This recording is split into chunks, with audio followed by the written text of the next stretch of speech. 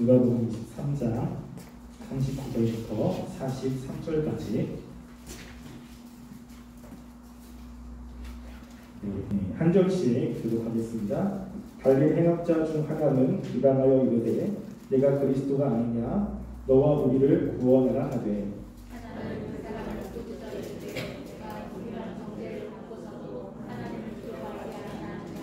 우리는 우리가 행한 일에 상당한 보응을 받는 것이니 이에 당연하거니와 이 사람이 행한 것은 옳지 않은 것이 없느니라 하고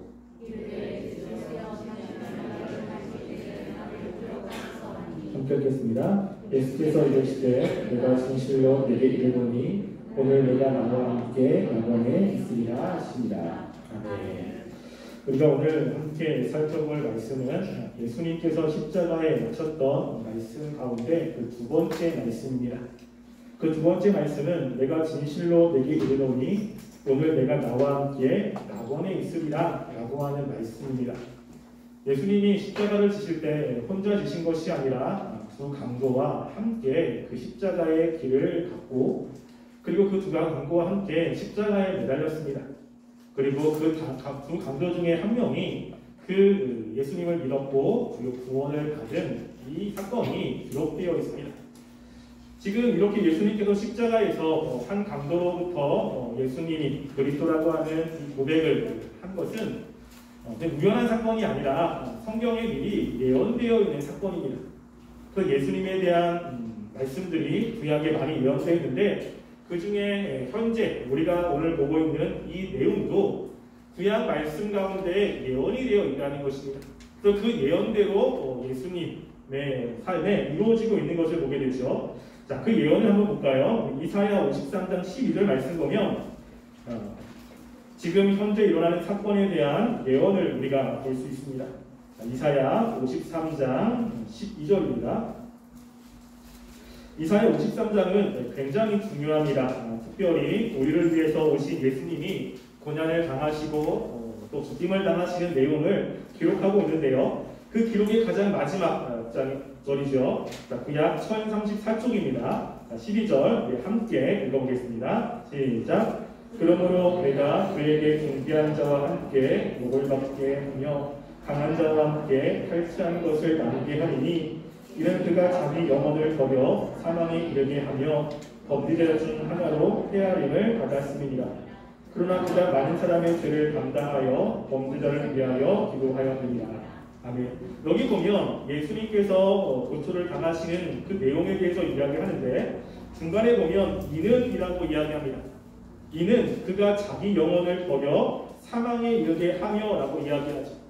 즉 예수님께서 십자가에서 죽으실 것을 예언하고 있는 겁니다. 근데 그렇게 십자가에서 죽으실 때 어떤 일이 일어나냐면 그 다음 보면요. 범죄자 중 하나로 헤아림을 받았음이니라 라고 이야기합니다. 그냥 범죄자 중이라고 하는 것은 범죄자가 한 명이 아니라는 것이죠. 그래서 한 명 이상의 범죄자가 함께 십자가에 매달리는데 그 중에 한 사람으로 인해서 헤아림을 받는다는 것입니다. 즉, 그 범죄 중 한 명이 예수님을 고백하는 일이 벌어지고 예수님이 하나님의 아들이심을 이야기한다는 내용이 지금 이사야 53장 12절에 기록이 되어 있는 거예요. 그러니까 이 기록대로 예수님께서 십자가에 달리실 때 혼자 달리신 것이 아니라 두 강도와 함께 달렸고 그 두 강도 중에 한 명이 예수님을 고백하는 이런 일들이 벌어지고 있음을 보게 됩니다. 어떤 사람들은 이 두 강도 중에 한 명, 특별히 예수님이 그리스도이심을 고백한 강도를 보고 부러워하는 사람이 있어요. 야, 이 강도는 평생 동안 자기 마음대로 살다가 죽기 전에 예수님을 믿고 이렇게 구원을 받았구나. 야, 그래서 우리가 구원을 받는 것도 죽기 전에 예수님을 믿고 구원받으면 참 좋지 않을까? 이렇게 생각하는 사람들이 개중에 있습니다. 그러면서 이 강도처럼 나도 마지막 때에 예수님을 믿고 구원받아야겠다 라고 생각하면서 교회에 나오지 않는 사람들도 개중에는 있어요. 여러분, 그런데 중요한 것은 무엇이냐면요, 이 강도가 이렇게 죽기 직전에 예수님을 만난 이거는 이 강도에게는요 마지막이 아니라 처음이에요. 처음. 그 강도가 예수님과 계속 만났고 그 예수의 말씀을 거부하다가 마지막 때 이 십자가에서 예수님을 마지막으로 만나고 예수님을 믿은 게 아니라 이 강도는 십자가에서 예수님을 믿은 이것이 처음 있는 사건이라는 거예요. 기회들을 자꾸만 놓친 것이 아니라 지금 한번 하나님이 주신 그 기회로 예수님을 믿은 사건이라는 것을 기억하셔야 돼요. 그래서 강도처럼 죽기 전에 예수님을 믿으면 되지, 그래서 말씀을 거부하고 또 하나님께 나오는 것을 안 나오려고 하고 그러다가 마지막에 하나님이 나를 강도처럼 이렇게 구원하시겠지. 착각입니다. 착각. 이 강도는 이야기했듯이 이번이 처음 예수님을 만난 거예요. 그렇기 때문에 우리가 기회가 있을 때, 예수님의 말씀을 들을 수 있을 때, 하나님께 나올 수 있을 때 나와야 우리가 하나님의 구원의 은혜에 참여할 수 있다는 것입니다. 그럴 때 우리가 여기에서 함께 살펴보려고 하는 것은요, 죽기 전에 예수님을 잠깐 만났어요. 하루 종일 만난 것도 아니고 단지 몇 시간을 만난 그 만남으로 이 강도가 예수님을 믿었잖아요. 근데 그 예수님을 믿은 이 강도에게 우리가 지금 있는 그 믿음의 모습이 그대로 다 나오고 있어요. 그러니까 그 순간에 하나님의 은혜로 아무것도 없이 예수님을 믿었구나, 이게 아니라요, 우리가 말씀을 듣고 예배도 드리고 예수님을 경험하면서 우리에게 경험되는 것과 똑같은 경험을 압축해서 이 강도가 다 경험하고 있는 거예요. 그래서 이 믿음이라고 하는 것, 이렇게 하나님 나라에 들어가는 것은 어떤 유행이 아니라 명확한 모습들이 있다는 것입니다. 그래서 우리가 내가 과연 하나님의 백성이 되었을까? 이렇게 궁금할 때 우리가 이제 작년에 함께 살펴본 말씀 가운데 이거 있잖아요. 예수님을 믿는다는 것은 과연 무엇이냐? 여러분 혹시 기억나십니까? 1학년들은 기억이 잘 안 날 텐데 2학년, 3학년들은 제가 그 시리즈를 굉장히 오래 했어요. 그러니까 제 기억으로는 14번, 15번의 설교를 했습니다. 예수님을 믿는 것이 무엇이냐? 예수님 믿는 것은 아는 것이고 하나님을 사랑하는 것이고 이러면서 그 15번 정도를 했습니다. 그런데 그 내용이 지금 여기 있는 강도에게도 그대로 나타나게 돼요. 그래서 우리가 과연 내가 하나님의 자녀인가 라고 하는 것은 교회에 나오니까 내가 하나님의 말씀을 알고 있으니까 이런 게 아니라 이 강도에게 나오는 그 모습이 나한테 있다면 난 하나님의 백성인 거예요.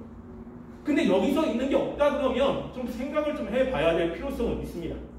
그래서 이 구원이라고 하는 것은 분명하게 하나님이 우리에게 주었고 구원받은 사람들에게는 분명한 모습들이 나타나게 되는데 그 모습이 있는 거죠. 자, 그 모습을 보고 예수님께서 43절에 뭐라고 이야기했냐면 내가 진실로 너에게 이르노니 라고 이야기하죠. 그럼 진실로라고 하는 것은 그 헬라어로 아멘이라는 뜻입니다. 여러분 우리가 기도를 다 끝나고 난 다음에 아멘이라고 이야기하죠. 그런데 그 아멘은 뭡니까? 내가 믿습니다. 확신합니다. 그렇게 될 줄 나는 분명히 마음에 믿고 있습니다. 이런 뜻이잖아요. 예수님이 뭐냐면 내가 진실로 너희한테 믿는다. 내가 분명하고 확실하게 너에게 얘기한다. 내가 지금 하는 이 얘기는 그게 될 수도 있고 되지 않을 수도 있는 것이 아니라 너무나 분명하고 확실한 것이다 라고 이야기할 때 진실로라고 하는 말을 앞에 붙입니다. 그러니까 너무나 확실한 거죠. 근데 그 확실한 내용이 뭐냐면 오늘 내가 나와 함께 낙원에 있으리라 라고 하는 거예요. 지금 예수님은 이때 돌아가십니다. 그리고 두 강도도 이때 죽는 것 같아요. 죽는 즉시 예수님과 함께 어디 간다고요? 낙원이라는 곳에 가는 거예요. 낙원. 그래서 예수님과 함께 구원받는 것이 너무나 분명함을 예수님이 다시 한번 확인해주고 있는 것입니다. 그때 우리가 그러면 이 두 강도 중에 한 명이 어떤 모습을 했느냐라고 하는 것이 이제 중요하죠. 자, 그것을 이제 함께 간단하게 살펴보려고 합니다. 먼저 살펴볼 것은 지금 강도가 이렇게 예수님을 고백하는 그 상황인 거예요. 이 상황은 정말 예수님이 그리스도라, 예수님이 메시아다라고 고백할 수 있는 상황이 아닙니다. 이 상황을 마태복음 27장 말씀을 한번 볼까요? 자, 마태복음 27장 38절부터 44절입니다. 마태복음 27장 38절부터 44절, 제 성경책으로는 신약 50쪽에 있습니다. 자, 마태복음 27장 38절부터 44절 말씀 우리 한 절씩 함께 읽어볼게요. 이때 예수와 함께 강도 둘이 십자가에 못 박히니 하나는 우편에 하나는 좌편에 있더라.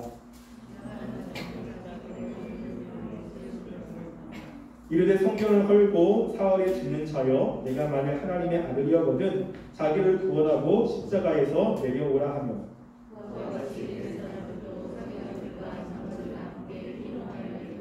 그가 나는 구원하였을 때 자기는 구원할 수 없도다. 그가 이스라엘의 왕이로다. 지금 십자가에서 내려올지어다. 그리하면 우리가 믿겠노라.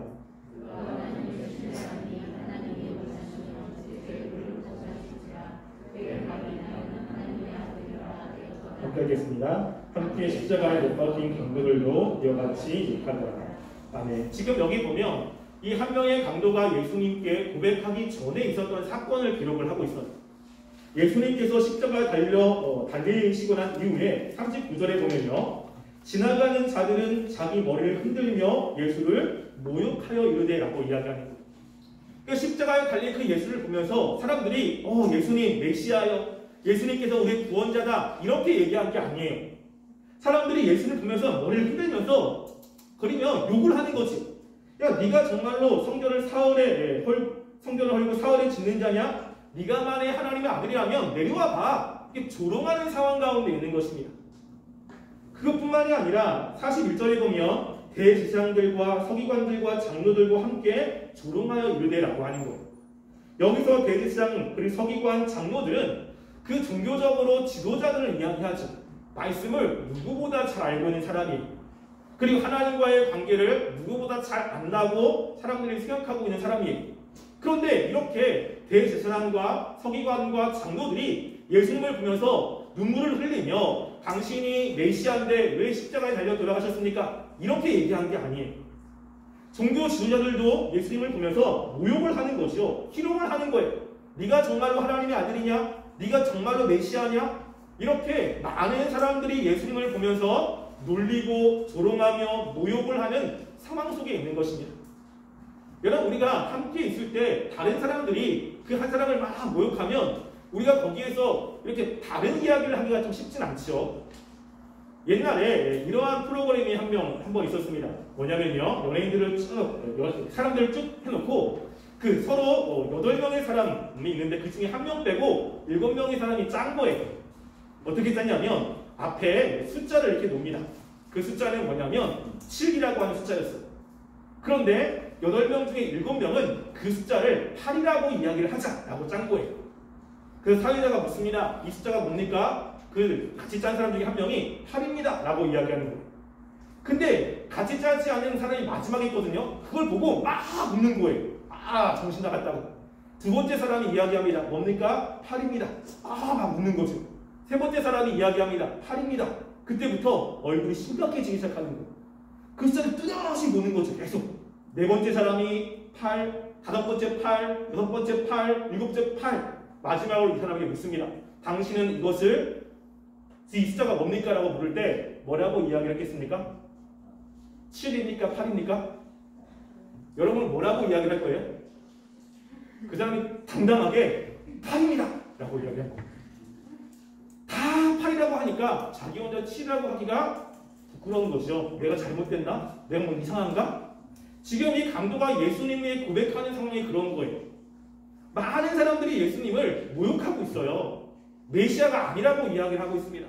근데 그 중에 그 상황 속에서 이 강도는 예수님을 누구라고 고백하고 있어요? 메시아라고 고백하고 있는 거예요. 이게 굉장히 중요한 것입니다. 하나님의 은혜로 모두가 다 희롱하고 모두가 다 예수님을 다 조롱하고 있는 그 상황 속에서 이 강도는 예수님에게 뭐라고 이야기했냐면 당신은 그리스도입니다. 나를 구원해 주세요라고 이야기를 합니다. 그럴 때 이 강도는 그 예수님을 보면서 어떠한 마음이 그러냐면요. 우리 다시 본문으로 돌아와서요. 누가복음 23장 40절 보면요. 이렇게 이야기를 합니다. 누가복음 23장 40절 말씀 제가 읽어드릴게요. 하나님은 그 사람을 꾸짖어 이르되 내가 동일한 정죄를 받고서도 하나님을 두려워하지 아니하느냐라고 이야기합니다. 처음에는 이 강도도 다른 강도와 함께 예수님을 조롱했어요. 막 조롱하다가 무엇인가 예수님으로부터 뭔가 다른 모습을 본 것 같아요. 그랬더니 갑자기 태도를 바꿔서 예수님을 꾸짖는 사람에게 뭐라고 이야기하냐면 네가 동일한 정죄를 받고도 하나님을 두려워하지 않느냐라고 이야기합니다. 이 강도의 마음속에 첫 번째 드는 마음이 뭐냐면요, 하나님에 대한 두려움이 생겼다는 거예요. 그래서 하나님이 두려운 거예요. 그 예수님을 조롱하고 예수님 앞에 모욕을 주는 것이 굉장히 두려워지는 이런 마음이 생겼다는 것입니다. 우리가 하나님을 믿을 때 그렇잖아요. 하나님이 인식이 안 되다가 어느 날 갑자기 하나님이 인식이 되기 시작해요. 그래서 하나님이 나의 죄를 이렇게 징계하시는 것에 대한 두려움이 생기기 시작합니다. 예배를 아무도 안 보는데 왜 열심히 드려요? 하나님이 인식이 되는 거예요. 선생님이 아니라, 사람이 아니라 하나님이 인식이 되니까 그 하나님 앞에 바로 예배 드리려고 애를 쓰는 거죠. 이 강도에게 이런 현상이 나타나기 시작한 겁니다. 두 번째는 뭐냐면요, 41절 말씀 볼까요? 41절에 보면 이렇게 이야기합니다. 우리는 우리가 행한 일에 상당한 보응을 받는 것이니 이에 당연하거니와 라고 이야기하죠. 무엇이에요? 자신의 죄를 고백하고 있어요. 자신은 지금 이렇게 벌을 받는 게 당연하다는 거예요. 내가 그동안 살아왔던 그 삶, 이 죄악된 삶에서 나는 당연히 죄에 대한 대가를 받는 것이 당연하다는 것입니다. 나는 그게 마땅하다는 거예요. 그런데 예수님을 또 변호하고 있는데 그 다음 보면요, 이 사람이 행한 것은 옳지 않은 것이 없느니라 라고 이야기하는 거예요. 나와 예수님이 다르다는 겁니다. 함께 십자가에 있는데 나는 내가 지은 죄 때문에 당연히 십자가에 달려 죽는 것이 마땅한데 이 예수님은 전혀 그러할 죄가 없음을 고백하고 있는 거죠. 그래서 이 옆에 있는 사람에게 야, 이 사람은 그 죄가 없는데 이렇게 지금 무고하게 고난을 당하고 있다고 하면서 예수님을 증거하고 있는 거예요. 그러다가 이제 예수님의 말씀을 믿습니다. 자, 42절 말씀 볼까요? 자, 42절 말씀 보면 이렇게 이야기하죠. 예수여 당신의 나라에 임하실 때에 나를 기억하소서 하니 라고 이야기합니다. 예수님께 뭐라고 이야기하죠? 예수님, 당신의 나라가 임할 텐데 그럴 때 나를 좀 기억해 주세요 라고 이야기하는 거예요. 예수님이 나와 똑같은 죄인이 아니라 예수님은 죄가 없고 예수님이 돌아가시면 이제 하나님의 나라로 갈 텐데 그 예수님의 나라에 갈 때 나를 좀 기억하셔서 나를 좀 데려가 주세요 라고 이야기합니다. 무엇입니까? 믿음이라고 하는 거예요. 예수님을 믿는 것이죠. 예수님이 나를 하나님의 나라로 인도하실 것에 대한 믿음의 고백을 지금 하고 있는 것입니다. 여러분, 우리도 그렇죠. 우리도 예수님이 우리를 하나님의 나라로 데려갈 것을 믿지 않습니까? 그리고 그 전에 나는 하나님의 나라에 들어갈 자격이 없죠. 그래서 나는 하나님의 나라에 들어갈 자격이 없는데 내 행위와 내가 살았던 삶 때문에 천국에 들어가는 것이 아니라 내가 어떻게 천국에 들어갈 수 있어요? 예수님을 믿는 거잖아요. 예수님 때문에 예수님이 나의 죄를 위해서 돌아가셨고 예수님께서 나의 구원자시고 예수님의 그 은혜 덕분에 내가 하나님의 나라에 들어갈 수 있다고 생각하지 않습니까? 지금 이 강도도 똑같은 고백을 하고 있는 거예요. 당신의 나라가 나라에 들어갈 때 나를 좀 기억하여 주세요. 여러분, 지금 이 강도는 짧은 시간 안에 그 예수님을 만났지만 그 만남을 통해서 이 강도는 예수님에 대한 믿음이 분명해졌다고 하는 것입니다. 여러분, 그래서 우리가 주님을 믿는다고 이야기할 때 천국에 들어가는 백성이라고 이야기할 때 이 모습이 있어요. 이 모습이. 여러분들이 확인해야 돼요. 여러분, 하나님에 대한 인식이 있습니까? 예배 나올 때 하나님께 내가 잘 드려야겠다. 이 모습 하나님이 싫어할 텐데 하나님에 대한 인식이 있습니까? 여러분, 이거는 하나님의 백성이 아니면 생길 수 없는 거예요. 일반 사람들 하나님을 무시하지. 하나님이 어딨냐고. 하나님이 정말로 그러냐고. 무시한다고. 그런데 하나님을 믿는 사람들에게는 하나님을 경외하는 것이 있어. 하나님이 두렵다고요. 그리고 그 하나님께서 나의 잘못을 그리고 나의 죄를 보고 계시고 그 죄에 대한 대가로 하나님의 징계가 있다는 것을 알기 때문에 두려운 거지. 근데 자꾸만 죄를 짓는 거예요. 그러니까 내가 이걸 하지 말아야 되는데 이거 아는데 자꾸만 하고 있는 내 모습을 보게 되는 거예요.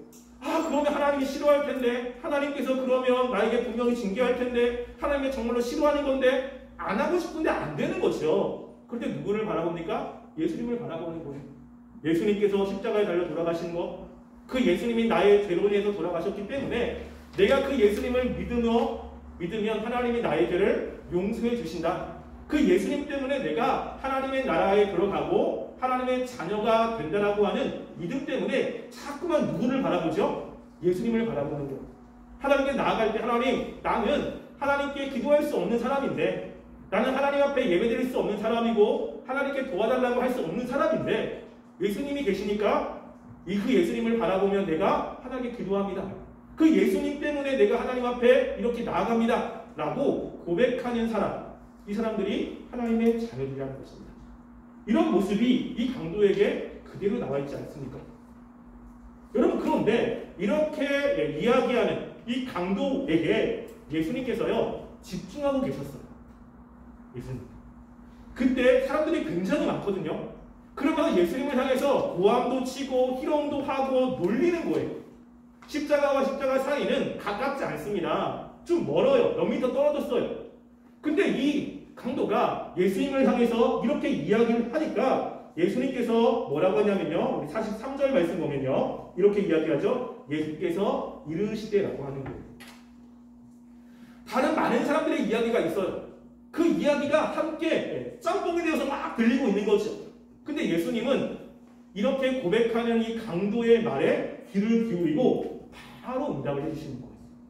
다른 사람의 이야기 예수님께서 응답하지 않습니다. 희롱하는 이야기 거기에 아무런 대꾸도 하지 않습니다. 그런데 이 강도가 이렇게 예수님께 고백하니까 예수님은 그것을 들으시고 바로 이야기를 합니다.